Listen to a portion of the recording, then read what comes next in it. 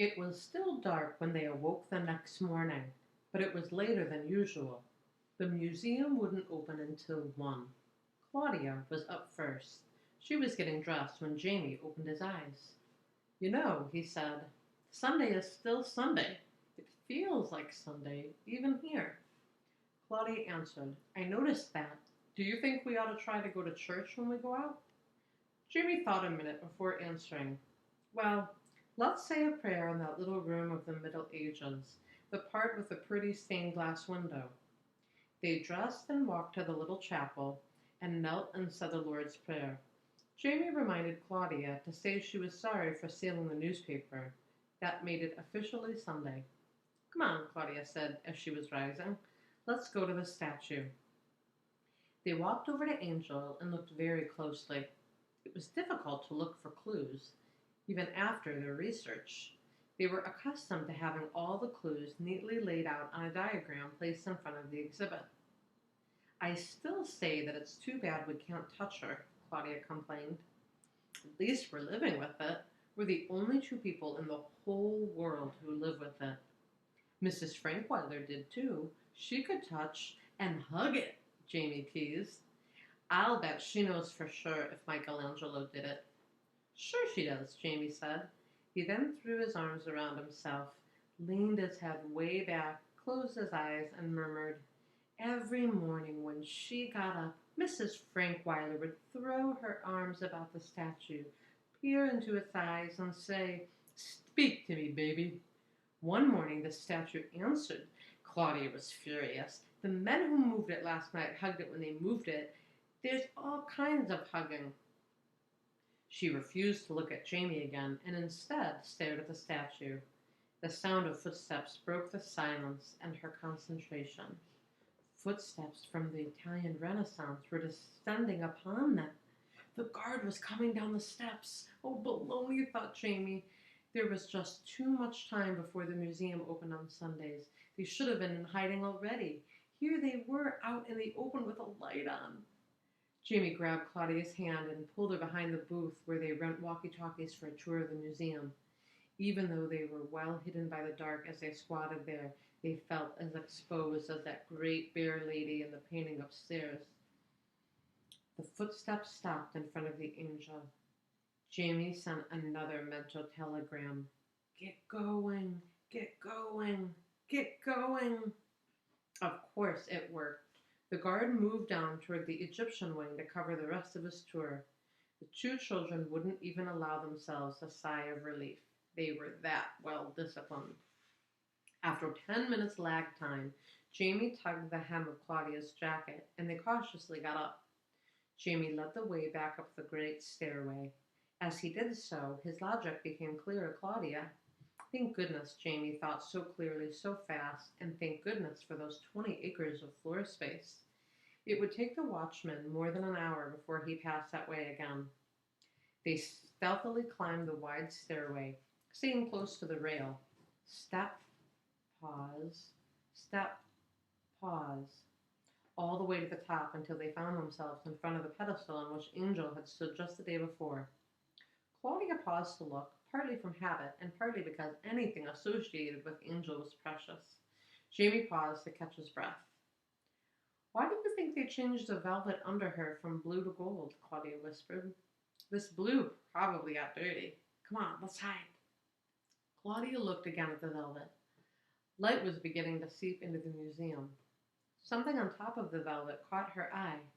One of the workmen must have been drinking beer when he moved the statue. Most people drink beer, Claudia said. What's so unusual about that? They don't let visitors bring in beer, answered Claudia. I wondered why they allow the workers to do it. What if he had spilled it on the angel? See where he must have put his can on that platform? She pointed to the blue velvet covering the pedestal. See the rings where the pile of the velvet isn't crushed? Jamie said, Yeah, Valentine beer. Those 3 rings? Then he began humming a commercial that he had heard during a baseball game on television last spring. Claudia interrupted. Those are the marks of the beer can itself. After all, the emblem on the can is flat against the can. It could have been any kind of beer. Schlitz, Rheingold. Jamie stared at the blue velvet. You're right, Claude, except for one thing. What's that? She asked. The rings of beer cans made would have crushed the plush of the velvet down, and the plush of this velvet is crushed up. What kind of sentence is that? Crushed up. Oh, baloney. You just go ahead and pick on my grammar. Go ahead and pick on my grammar. But you can't pick on my logic. The weight of the statue crushed all the velvet down except where the marble was chipped away and the plush was crushed up. Claudia, there's a crushed up W in one of those circles that is also crushed up. For goodness sake, Jamie, that's not a W, that's an M. She looked at Jamie and her eyes widened. M for Michelangelo. Jamie was rubbing his eyes. You know, Claude, I saw that symbol yesterday on the cover of one of the books I looked at. What was it, Jamie? What was it?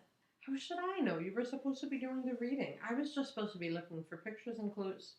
James Kincaid, you are something. You are absolutely something. As if it would have hurt you to read one little thing, just one little thing.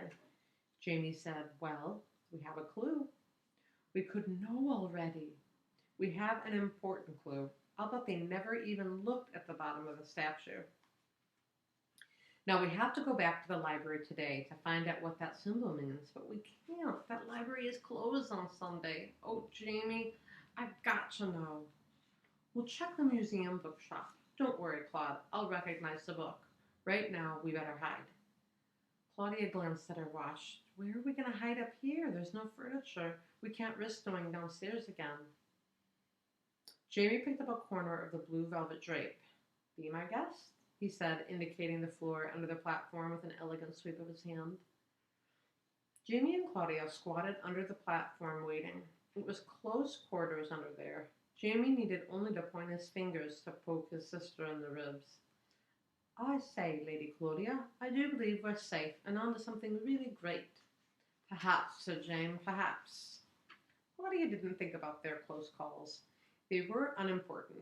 They wouldn't matter in the end having something to do with Michelangelo, Angel, history, and herself. She thought about the history test she had had on Monday at school.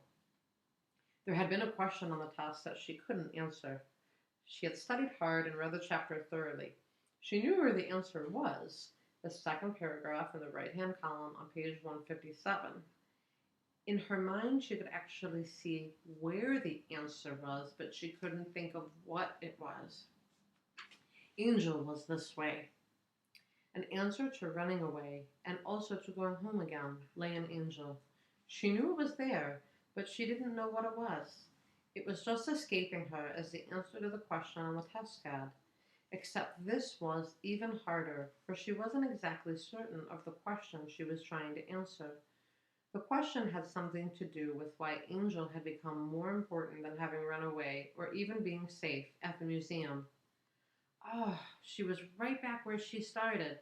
It was too stuffy under that velvet. How could anyone think straight? No wonder her thinking came out in circles. She knew one thing for sure. Maybe they had a clue. A crowd formed in front of the museum before it opened. The guard who was to have removed the pedestal and drape was called outside to set up sawhorses and make orderly rows out of the mass of people. The museum couldn't spare Morris until after the police had sent help for the sidewalk traffic. When he finally removed the platform and drape and took them to the basement for storage, Claudia and Jamie had already left and were browsing around the crowded bookshop, peeking under the dust jackets of books about Michelangelo. They found the book with a mark on the cover. The crushed-up mark on the dark blue velvet was Michelangelo's stonemason's mark. He had chipped it into the base of the marble to identify himself as owner, much as brands are burned into the hides of cattle to identify their owners.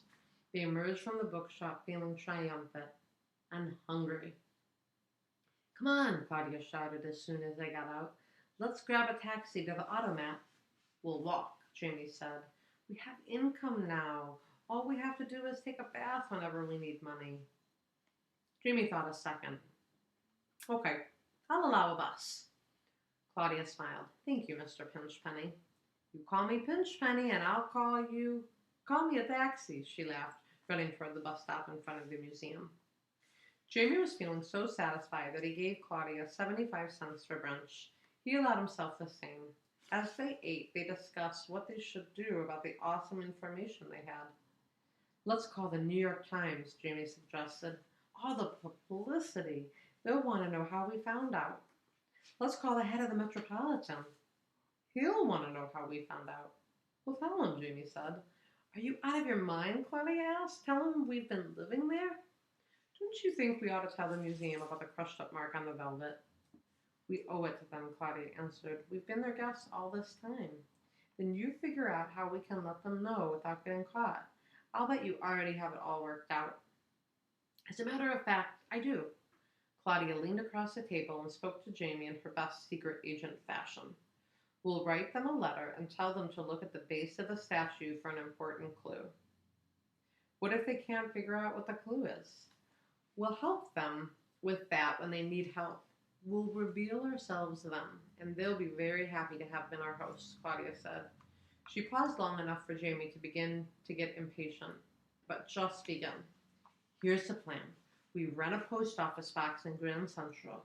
Like when you send in box tops, you always send them to a P.O. box number so-and-so.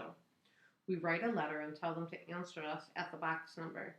After they tell us that they need help, we reveal ourselves as heroes. Can't we go home and wait?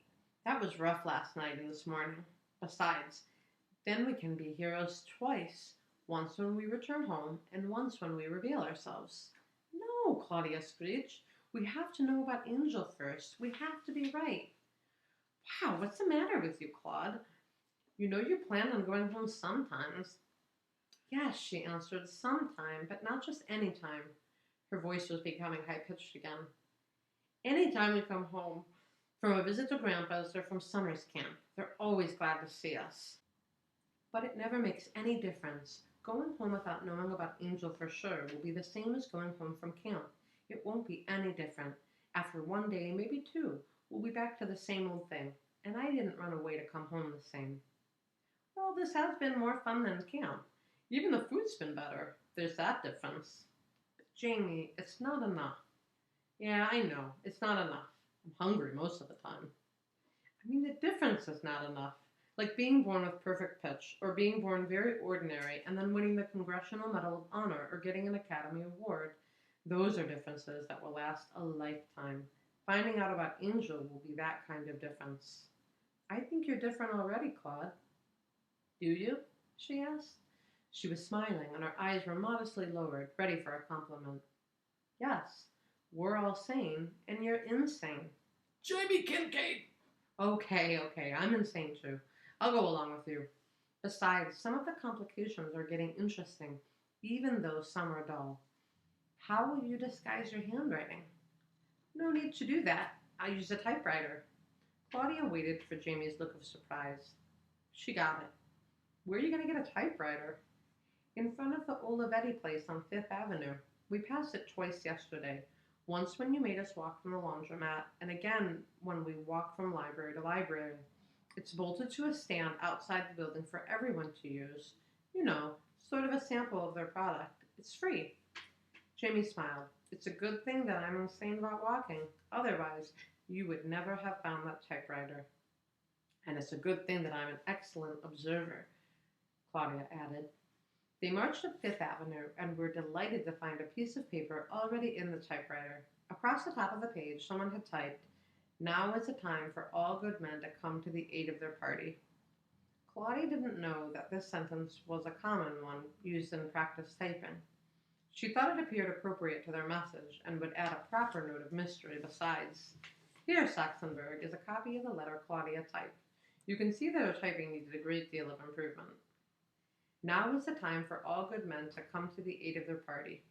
Dear Museum Head, we think that you should examine the bottom of the statue for an important clue. The statue we mean is the one you bought for $225, and the clue is that you will find Michelangelo's stonemason's mark on the bottom. If you need help about this clue, you may write to us at Grand Central Post Office, Box 847 in Manhattan. Sincerely, Friends of the Museum.